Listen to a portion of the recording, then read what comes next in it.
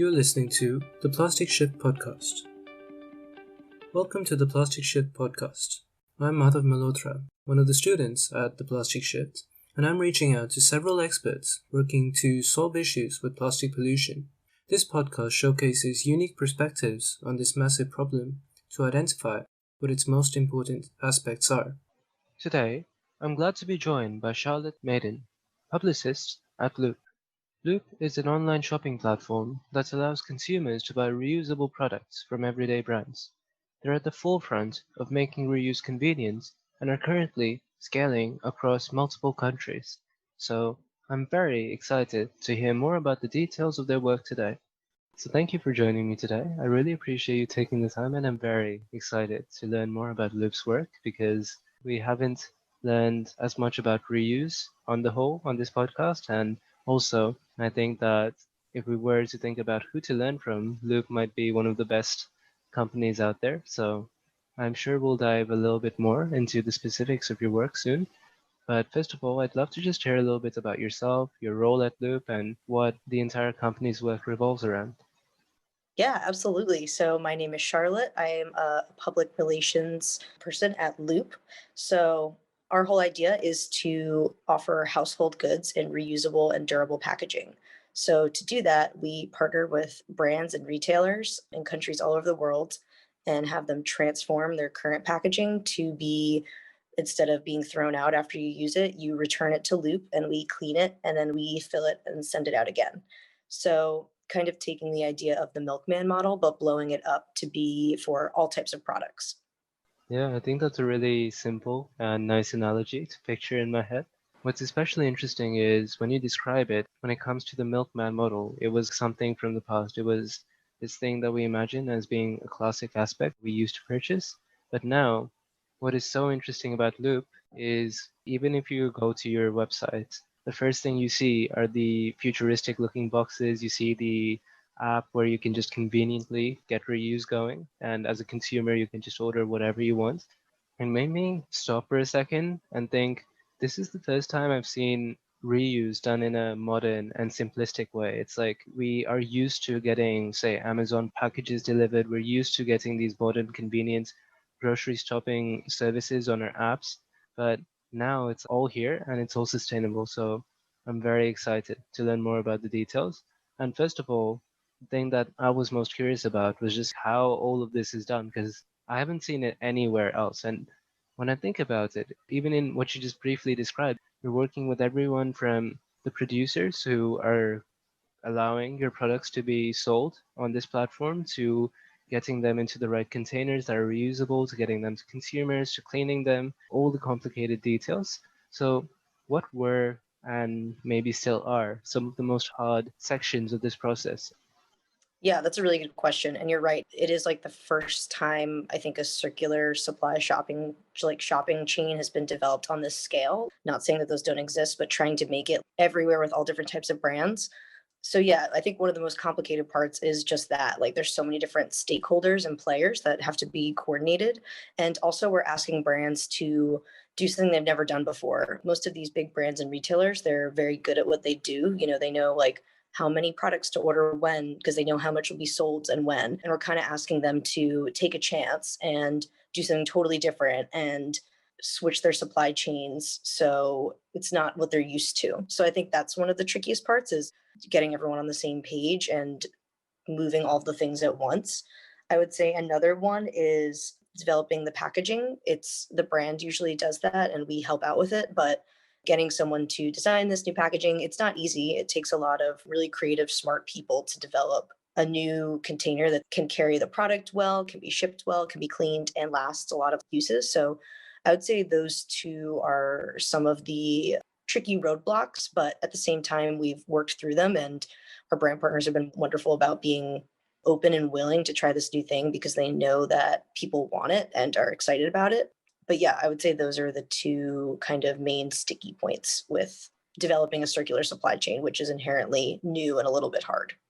Yeah. And when I think about that, so there are two aspects that I can separate in terms of the challenges. So the first with the technology, and I know you mentioned your boxes. So just for context, though people can't see it, really great design, and you get a professional looking product into your house. But then when you open it, it's all the challenges with, say, if you want to ship a tub of ice cream, it needs to be kept cold when you're shipping it. If you want to actually reuse the items, especially with COVID, things have to be clean. How do you make sure the containers are optimized for that and being reused over and over? So if people maybe visit your website, they can see why I might be excited about that. But when I was thinking about that, I was wondering, why haven't we seen this type of thing before? And I was wondering, is it because that in the past 5 or 10 years, we didn't have the right technology to do so? So maybe the logistics weren't there of shipping some kind of cooled item. Yeah, I think it's partially the technology is what has made this possible now than it wasn't before. I also think just the plastic crisis became such a huge issue in front of our eyes, I would say, in the past 5 to 10 years. Like people have been out there doing the work and have cared about this for a while, but I think it became more into the public eye. So that made people want to invest and like try this new thing. So I think that's like one part of it. But then I think you're right in the second part that just to create the loop tote, which is what the products are delivered in, it's like this black box that you unzip that is actually recyclable. It's reusable a bunch of times. You can take apart all the fabrics and clean it. We worked with UPS to make sure it was sturdy and able to carry everything, but it takes a lot of time and effort to create those kind of things. So I think some advancements in like thinking about what kind of products should we use for shipping. And it's not the cheapest option. Amazon free shipping is great and all, but it comes in cardboard and plastic that is not going to be reused. So kind of switching the mindset of how we shop, I think, is able to make this happen as well. You have to put a deposit down for the loop tote, but if you think about it, then you're putting this deposit down to reuse this tote over and over again. So I think that's another aspect of it. And I think also just the current stage of like the internet being as efficient as it is allows this circular supply chain to work. When you go shop on the site, you just shop as normal. Meanwhile, in the background, all that stuff's going on that I kind of mentioned earlier. When you purchase something, you're triggering this whole reuse cycle. So I think that has helped enable this circular shopping system to exist that maybe couldn't have 5, 10 years ago. Yeah. And I think it's incredible to see that it's new technology in its finished form, but then this gets into the other aspect that you just mentioned, which was creating the right incentives for all these stakeholders.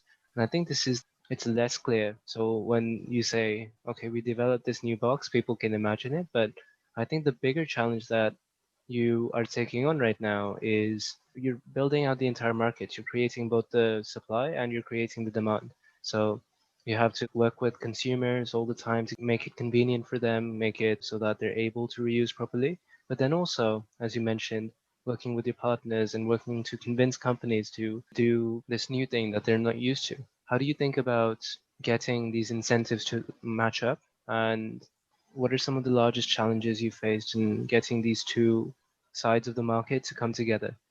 Yeah. I will say that at first, I know when this whole idea was sort of pitched, it was a little bit tricky to get brands to sign on. It's a pretty big risk and thing to want to jump into, but we had a few really big founding partners that were able to get on board, including Nestle, Procter and Gamble. And I think that kind of set off in motion other brands wanting to join. Like now there's tons of brands that want to join our platform. They've heard about us. They're like, I want to be involved. But I think it was getting that first interest and that first momentum to be able to make it happen. And then as far as, now that we have the product, how do we get the people interested? Our focus is always trying to make it as convenient as possible. So our big things are that we don't want it to be a burden for someone to shop reuse. As you said, you want it to be as easy and as seamless and just like normal shopping. People are busy. They just want to be able to get their household needs. We want it to be as easy for them as possible. So I think working with the brands that, are really gung ho about trying to make this happen and then keeping that convenience in mind the whole time have been how we've been able to get people interested and then also get more brand partners interested in changing their products to be reusable.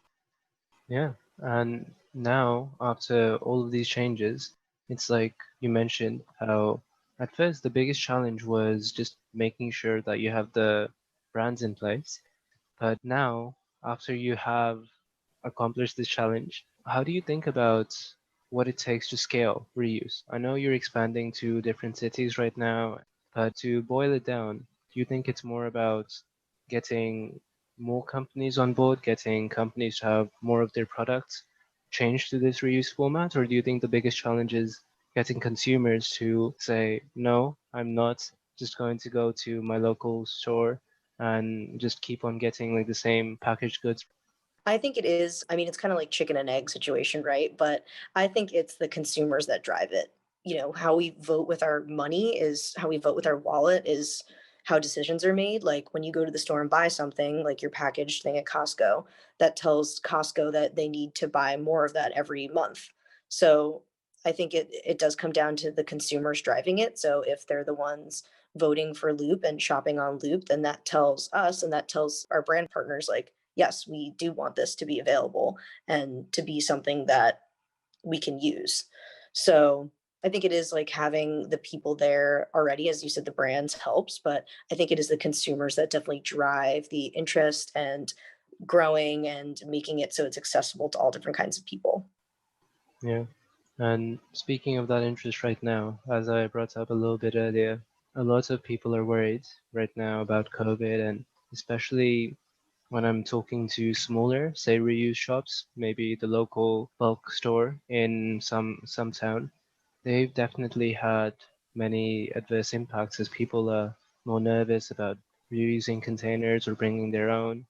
And I was wondering if you've seen some of those issues at Loop and how you're trying to address those problems right now. Yeah, that's a great question. At the beginning of COVID, when no one knew where it was, is it safe? Everyone wasn't ordering any food. We were definitely pretty nervous that it would have a negative impact on reuse, which is basically using the same stuff that someone has used before. But we found that actually people are very trusting of us because we do have really high cleaning standards. It's super hygienic. If you think about it, it's like when you go out to eat, it's you're using plates and forks and knives, but you know they've been cleaned. So it's like a trust thing. And we also found that because, as you said, you know, my local grocery store bulk section maybe wasn't open because no one was, you know, trusting it. But we found that at the beginning of the pandemic, the fact that we were able to bring people their household goods to their doorstep was a huge advantage because you could still order your goods in reusable packaging, but didn't have the stress or anxiety of, you know, the bulk section and what that entails. I would say since then things have obviously calmed down and people are more trusting of bulk and all that again, but it was definitely interesting for all of us at Loop to witness that because we have such good cleaning and are so like trustworthy in what we're doing, we didn't really run into an issue with people not purchasing Loop products, which was a really big relief. And we ended up actually doing really well in March and April, like sales wise. Yeah, yeah, that's great to hear. And it is unfortunate that smaller, say, sustainable businesses are now facing these challenges, but at the end of the day, the biggest value that Loop can bring to society is if people, say, all across North America and all the major cities are now making the most of this opportunity to be more sustainable and creating a culture shift. So, in terms of your future vision, what do you envision this growing towards? Like, what are the everyday changes for how businesses work, for how consumers are operating that it will take to get this to scale across hopefully millions of people? Yeah, I mean, I think the ultimate vision is that reuse is everywhere, like reuse is ubiquitous. And I think that will take a while to happen, but I think it's possible. Like I think there's so many other Loop and so many like other reuse things coming on into play right now. Like if you think about everything in your life, you could be renting it or reusing it. You know, there's so many other startups that are doing like renting technology or, you know, renting furniture. Uber is even like you're renting a car for a trip. So I think it is the future and I think it will scale up that way. Our goal is just to have it be available everywhere and adding new consumers to make more people, you know, to have it spread and to have more products available. Because we know that to, you know, tackle this huge issue, it can't just be limited to just being a small bubble of people. To actually prevent waste from being produced, we want it to be sold everywhere to all types of people. Yeah. This finally gets into some of the last questions I have for you around what it takes to get there. So, what are the problems that are still unsolved, the biggest challenges? Yeah, I think the biggest challenges are that just buying things the normal way are more price incentive for consumers and for brands. So it's asking all different kinds of people to make a choice that's a little bit different. So I think that's tough. There's so many people that just the life they live, it's not possible to invest, to not, you can't even shop at the local bulk store if you're worried about so many other pressing things going on in your life.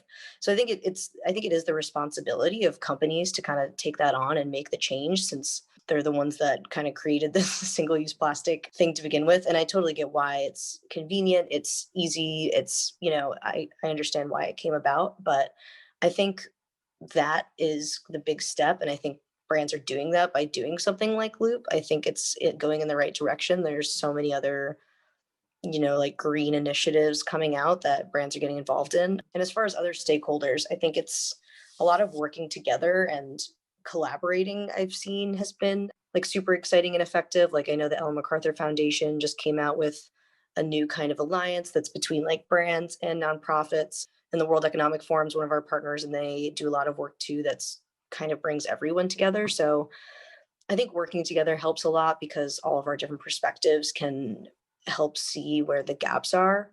But I think moving away from what is just like the easiest and convenient for the producers to do is like the biggest step. Like it might take a little bit of work and it'll be a little bit different, but it's in the long term will be better. Just like most environmental issues, like the easiest thing is to just use this, but maybe if you take the time to set up something new, it'll be better in the long run. Yeah. And I've been thinking about some of the issues that could come about out of this, although there are many positives. So, for instance, the technological gap between developed and developing countries in implementing this. Oftentimes, when we look at plastic waste right now, the biggest change that needs to happen is not in a country like the US, it's someplace in China or in India where we do not have time to waste in decades of what we've done here.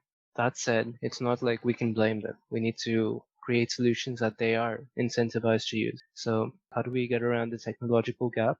Another thing is, how do we know that this is, say, the best solution? So for instance, I have heard about how sometimes it can be less effective for individual products to use, say, reusable materials like glass instead of plastic, because when you're shipping things around, because glass is heavier, the transportation costs and the energy used there kind of undoes the environmental benefits.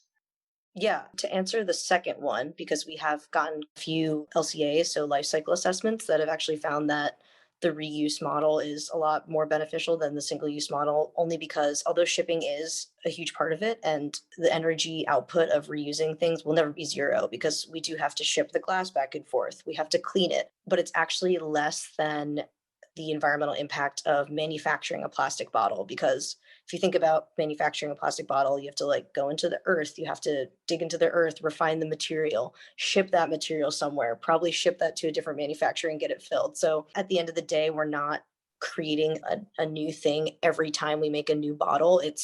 I think it's 3 times if you reuse the loop system, it starts being more environmentally beneficial than single use stuff, which is a little bit tricky to wrap your head around because the transportation is definitely part of it. But when you're looking at those two things, the whole goal is that it's better than a plastic bottle. That kind of similar to, I've heard this with like tote bags and stuff. I feel like this has come up before. As far as the technology gap, that's definitely a tough one and something I think about often. Like, as you said, it's great if everyone in America is using Loop, but what about those countries where that's not an option? Like people need help.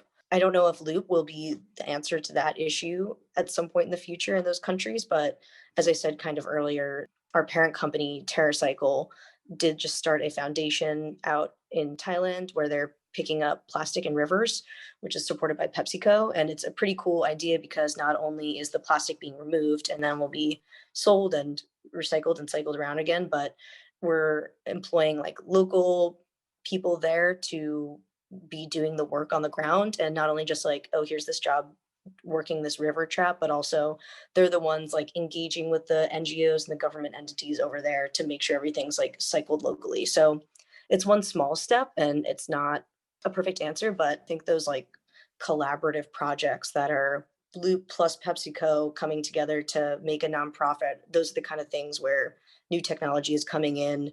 You're helping people work and picking up the trash at the same time. So that's like a step in the right direction for cleaning. And maybe everyone in that network of who's working will take a second thought of using less plastic or getting more attention to how we can fix other issues there that will allow people to engage in like a reuse cycle, a reuse model.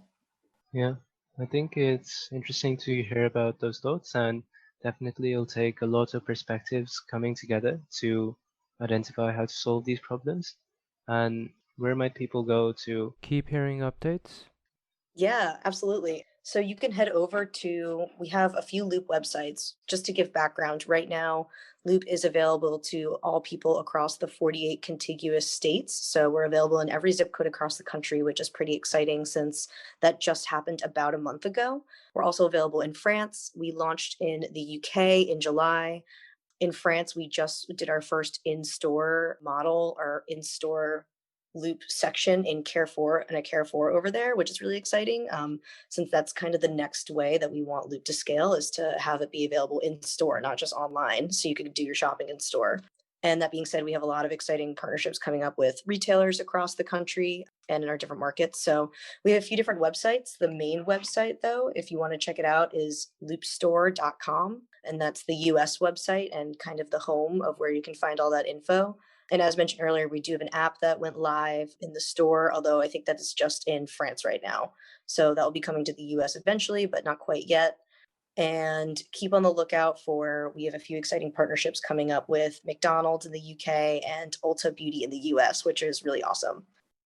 All right, well, I'm sure those details will be relevant for anyone hoping to dig into the specifics of what we talked about. And I finally just wanted to thank you for taking the time to describe this very incredible work.